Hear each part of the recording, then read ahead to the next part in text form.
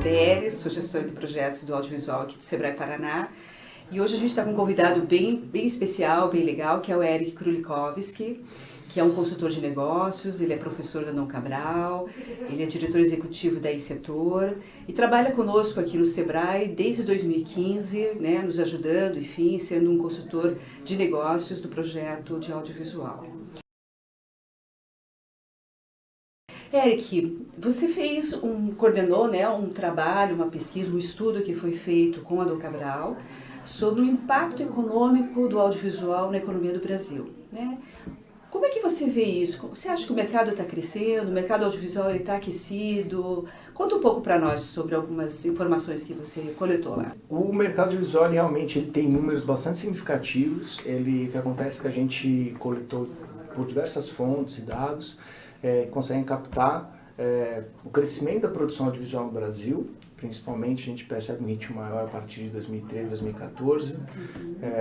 A gente detectou um aumento, por exemplo, no número de horas produzidas, crescimento da produção independente no Brasil também cresceu bastante, receitas na parte de cinema, a própria TV por assinatura, ela passou de receitas de 9 bilhões para 32 bilhões em 2015, alguma coisa assim.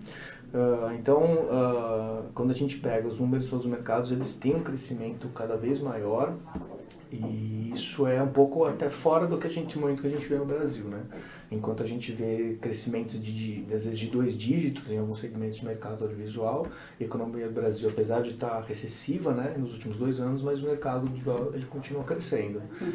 Esse crescimento ele se deu muito também por função de uma série de contextos, e logicamente que é o contexto da lei da TV por assinatura e o próprio, assim, a disponibilização dos recursos da Ancine, que possibilitam que as produtoras consigam, né, tirar do papel vários projetos, criar outros tipos de formatos e séries e tem uma janela de exibição também, né? Então foi todo um movimento em cadeia que fez com que o mercado ele sentisse bastante isso, e acho que nos últimos ainda 2 anos, se a gente fosse pegar ainda pensar os projetos de arranjos regionais, então não só nos grandes centros, mas também pelo Brasil, você vem sentindo cada vez mais uma produção aumentando, impactando cada vez mais a economia brasileira também de uma maneira geral.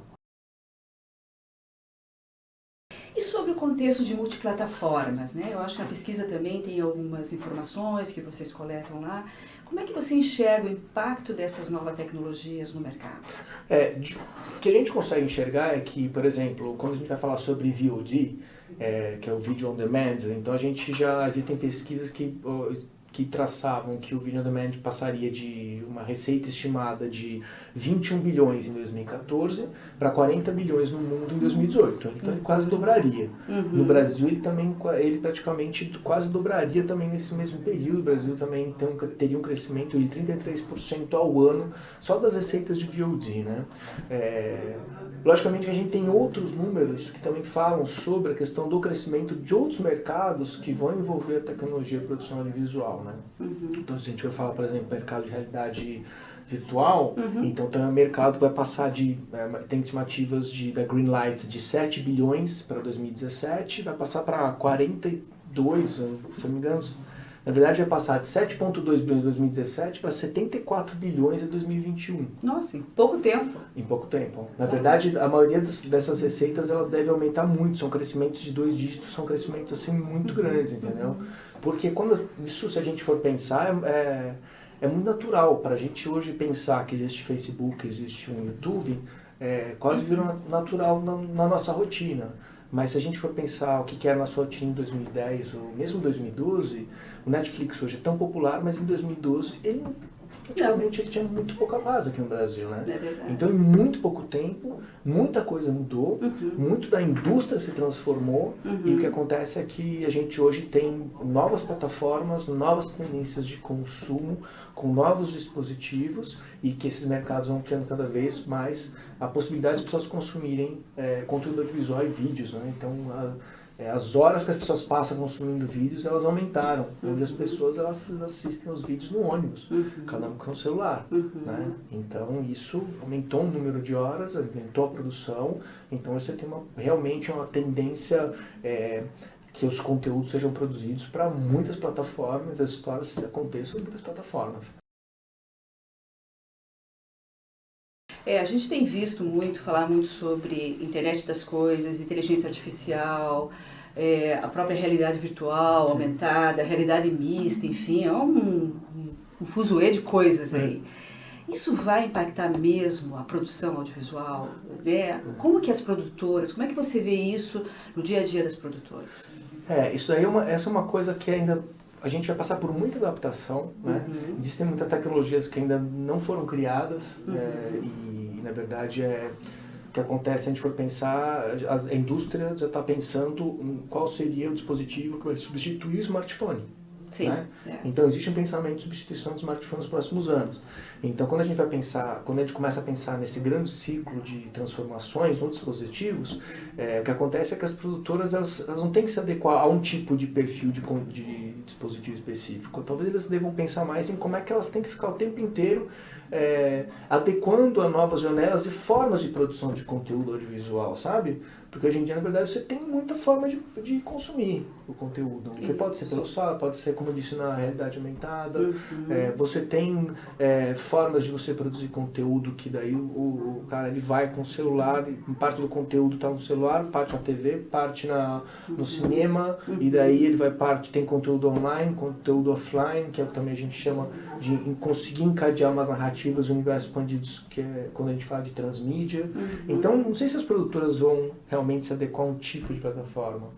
E talvez eles vão ter que entender como eles vão colocar novas tecnologias em novas janelas de uma maneira constante, sabe? Mais no sentido de adaptação e de entender como as histórias têm que ser contadas em outros universos, em outros dispositivos. Você sabe que nós estamos fazendo um hackathon do audiovisual, né? Agora, dia 29 de julho, a gente tem um seminário que vai falar sobre todas essas coisas aí, as tecnologias, enfim, né? As alternativas que tem para você fazer conteúdos cada vez mais próximos, né? Que cheguem mais ao público, enfim, que as produtoras estão fazendo. E depois a gente tem uma grande experiência que a gente quer proporcionar às produtoras de estar junto com equipes de desenvolvedores, designers, pessoal da área de negócios, de marketing e tal, para pensar em projetos, né, transmídia, pensando exatamente nessas coisas. Então, dia 29 de julho, nosso grande seminário, dia 5 e 6 de agosto, o grande momento, né, a grande maratona, a grande competição, para que a gente veja aí, desafiar as produtoras a pensar já com essas possibilidades aí de futuro que estão presentes, né? Nem são mais futuros. Né? Não, acho que é importante justamente quando a gente fala de um movimento como esse do Hackathon, porque a gente precisa também fazer com que as produtoras entendam a necessidade de se adequar e trazer para as equipes outros profissionais, trazer designers, trazer desenvolvedores, sabe? E esses também poderem entender que eles fazem parte da cadeia do audiovisual, que eles podem fazer uma rede mais forte, né?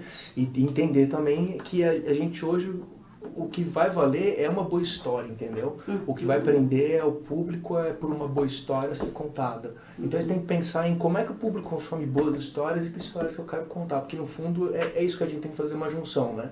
De uma boa história, de uma boa plataforma, uma boa estratégia de engajamento, e daí como que a gente pode fazer isso para fazer com que os produtores e as outras cadeias consigam entender como parte desse mesmo ecossistema, sabe? Eu acho que o Hackathon ele vai propiciar um ambiente justamente de conexão e de pensar soluções para isso. Exatamente. Além de que vai ser uma grande oportunidade da gente divulgar o audiovisual.